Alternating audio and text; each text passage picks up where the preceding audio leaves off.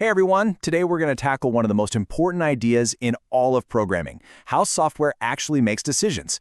We're talking about the logic that powers everything from your phone to a self-driving car, and we'll see how it's done in Java using if and if-else statements.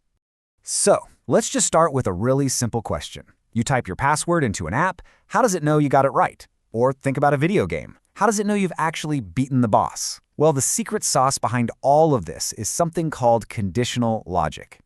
See, at its heart, a program is just following a path, kind of like a choose-your-own-adventure story. And every so often, it hits a fork in the road. It has to make a choice.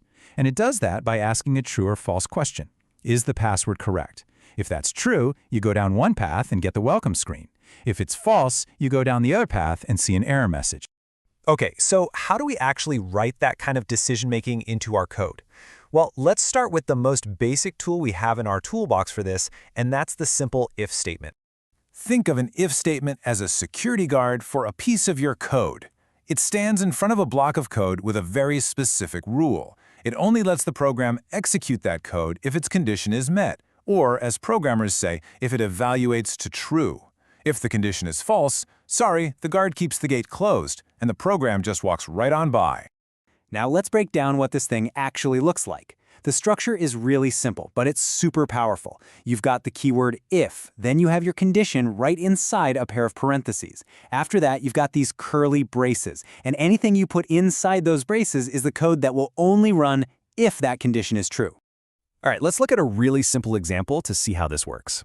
First, we're creating a variable called x and setting its value to 18.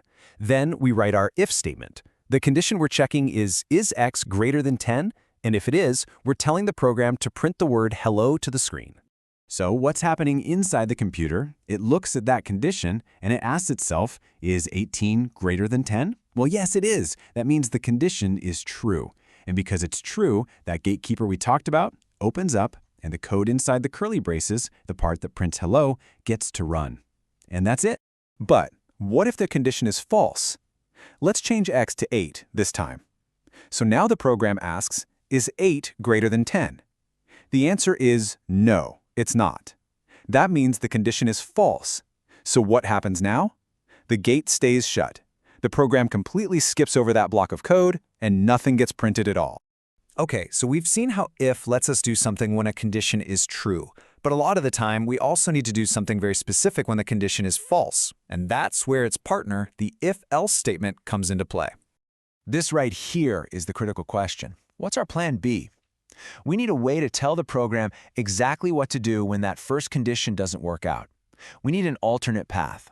And the answer is the if-else statement. It's this awesome tool that lets us define two completely separate paths for our code to take. The if block runs if the condition is true, just like before. But now we have an else block that runs only if the condition is false. Take a look at the syntax here. The else part is attached directly to the if. And notice there's no condition next to else. That's because it's our default action. It's the otherwise in our thinking. It's like saying, if this thing is true, do this. Otherwise, just do that instead.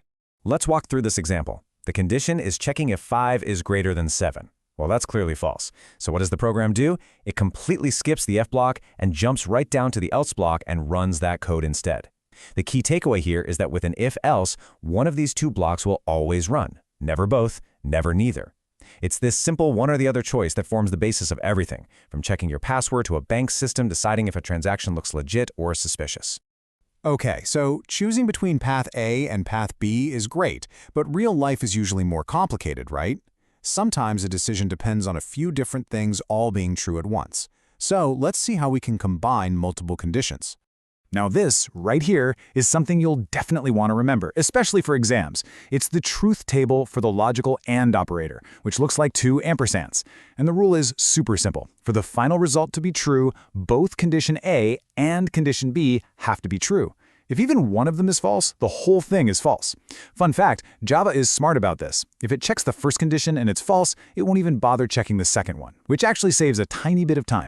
So here's how we can use that AND operator to check if a number falls inside a specific range. We're asking two questions at once. Is x greater than 10? And is x less than or equal to 20? So for our number, 18, is 18 greater than 10? Yep, that's true. Is 18 less than or equal to 20? Yep, that's also true. Since we have a true and a true, the whole condition is true and our program prints in range. All right, before we wrap up, I want to talk about a super common mistake that trips up almost every beginner. This is one of those little things that can cause big headaches, so it's a really crucial point for writing code that actually works, mastering when and why to use those curly braces. So here's the rule, and it's actually pretty simple. If you only have one single line of code that needs to run after your if or else, then technically the curly braces are optional. You don't have to use them. But the second you need two or more things to happen, those braces are absolutely mandatory.